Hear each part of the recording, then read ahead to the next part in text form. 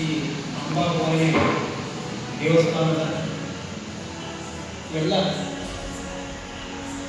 ಈ ಸತ್ಸಂಗದ ಕಾರ್ಯಕರ್ತರಾದ ನಮ್ಮ ಅರ್ಜುನವನ್ನಾಗಲಿ, ನಮ್ಮ ಅಧ್ಯಕ್ಷರಾಗಲಿ, ನಮ್ಮ ನಾಯಕನವರಾಗಲಿ, ಇಲ್ಲಿ ಯಾವ ಥರ ಈ ಸತ್ಸಂಗ ಅಂದರೆ ಏನು, ಅದರ ಪ್ರಭಾವ, ಅದರ ಶಕ್ತಿ, ಅದರ ಅನುಭವಿಸೋರಿಗೆ ಬರಬೇಕು. ಸತ್ಸಂಗ ಅಂತ ನನಗೆ ತಿಳಿದ ಮಟ್ಟಿಗೆ ಎಲ್ಲಿವರೆಗೂ ಬರಾಕತ್ತಿರಲ್ಲ, ಬರಲಿ, ಕೆಲವೊಂದು ದಿವಸದಲ್ಲಿ ಬರದೇ ಇರಲಿ, ಆದರೆ ಅದರಿಂದ ನಾವು ಅರ್ತಿರುವಂಥ ಸತ್ಸಂಗದ ಅನುಭವಗಳು ಪ್ರತಿಯೊಬ್ಬರಿಗೆ ಯಾರು ಬಂದಿರ್ತಾರೆ ಪ್ರತಿಯೊಬ್ಬರಿಗೆ ಅನುಭವ ಆಗೇ ಇರ್ತಾರೆ. ಅದಕ್ಕಾಗಿ ನಮ್ಮಲ್ಲಿ ಸತ್ಸಂಗಕ್ಕೆ ಯಾಕೆ ಹೋಗಬೇಕು ಮತ್ತು ಸತ್ಸಂಗದ ಅದರ ಪ್ರಭಾವ ಏನು, ಯಾಕೆ ಬರಬೇಕು, ಯಾವ ಕಾರಣಕ್ಕಾಗಿ ಬರಬೇಕು, ಅದರಿಂದ ಲಾಭ ಏನು ಅನ್ನೋದ್ರ ಬಗ್ಗೆ ನಮ್ಮ ಹಿರಿಯರು ಅದ್ರ ಬಗ್ಗೆ ತಿಳಿಸ್ಕೊಟ್ಟಾರ. ಮತ್ತು ಅವರ ಆಶೀರ್ವಾದ ಅವ್ರ ನನಗೆ ಮುಂದೆ ನಿಂತು ಮಾತಾಡಕ್ಕ ಯಾವತ್ತೂ ನಾವು ಮಾತಾಡಿ ಯಾರು ಕೇಳೋದಾಗಲಿ ಇವತ್ತು ಇಷ್ಟೆಲ್ಲ ಮಾತಾಡ್ತಾರಪ್ಪ ಅಂದ್ರೆ ಅವರು ಕೊಟ್ಟಂಥ ಮಾರ್ಗ ಮತ್ತು ಅವರ ಆಶೀರ್ವಾದ, ಈ ತಾಯಿ ಆಶೀರ್ವಾದ ಎಂಥ ವ್ಯಕ್ತಿನ ಆಗಿರಲಿ ಬದಲಾಗುವಂಥ ಶಕ್ತಿ ಈ ಸತ್ಸಂಗಕ್ಕೆ ಐತಿ. ಯಾಕಂದ್ರೆ ಇಲ್ಲಿ ಬರಬೇಕಾದ್ರೂ ಒಂದು ಪುಣ್ಯ ಇರಬೇಕು. ಈ ಸತ್ಸಂಗದ ಅನುಭವ ಪಡಿಬೇಕಾದ್ರೂ ಹಿಂದಿನ ಜನ್ಮದ ಪುಣ್ಯ ಇರಬೇಕು. ಸತ್ಸಂಗದ ಆಗುವಂಥ ಲಾಭಗಳಪ್ಪ ಮನುಷ್ಯನ ಆತಂಕಗಳು ದೂರ ಆಗ್ತವ,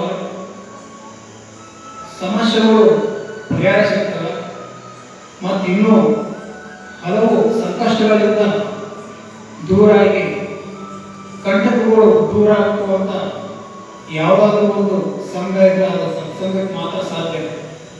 ಅದಕ್ಕೆ ಹಿರಿಯರು ಏನು ಹೇಳ್ತಾರೆ, ಸಾಧು ಸಂತರ ಸಂಘ ಮಾಡಬೇಕು ಅಂತ ಯಾಕೆ ಹೇಳ್ತಾರಪ್ಪ?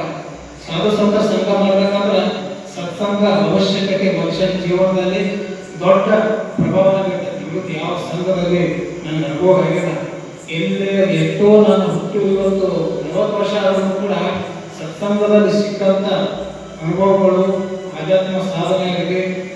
ಒಂದು ಭಕ್ತಿ, ಭಾವನಾತ್ಮಕ ಭಕ್ತಿಯಲ್ಲಿ ಬಹಳ ಥರ ಭಕ್ತಿಗಳು ಅದಾವೆ. ಅದನ್ನು ನಮಗೆ ಯಾವ ಗ್ರಂಥಗಳು ಪುರಾಣಗಳು ನಾವು ಓದಿಲ್ಲ, ಅದನ್ನು ಅಭ್ಯಾಸ ಮಾಡಿಲ್ಲ, ಅದರಿಂದ ನಮಗೆ ಯಾವ ರೀತಿಯಲ್ಲಿ ನಾವು ಅಧ್ಯಯನ ಯಾವ ಮಾಡಿಲ್ಲ. ಈ ಭಾವನಾತ್ಮಕ ಭಕ್ತಿಯಿಂದ ನಾವು ಏನು ನೋಡ್ತಿರ್ತೀವಿ, ಭಕ್ತಿನಿಂದ ಏನೇನು ನೋಡ್ತಿರ್ತೀವಿ, ಏನೇನು ಆಗ್ತಿರ್ತೈತಿ, ಅದನ್ನ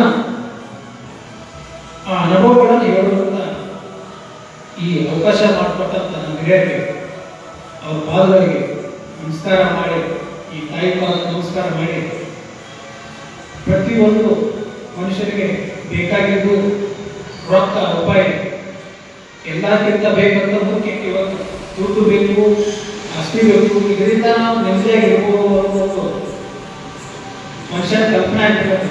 ಆದ್ರೆ ದುಡ್ಡಿಂದ ಬಟ್ಟೆ ಕೊಂಡ್ಕೋಬೋದು, ಬಂಗಾರ ಕೊಂಡ್ಕೋಬೋದು, ಆಸ್ತಿ ಕೊಂಡ್ಕೋಬೋದು, ಆದರೆ ನೆಮ್ಮದಿಯನ್ನು ಕೊಂಡ್ಕೊಳ್ಳೋಕೆ ಸಾಧ್ಯ ಇಲ್ಲ, ಆರೋಗ್ಯವನ್ನು ಕೊಂಡ್ಕೊಳ್ಳೋಕೆ ಸಾಧ್ಯ ಇಲ್ಲ.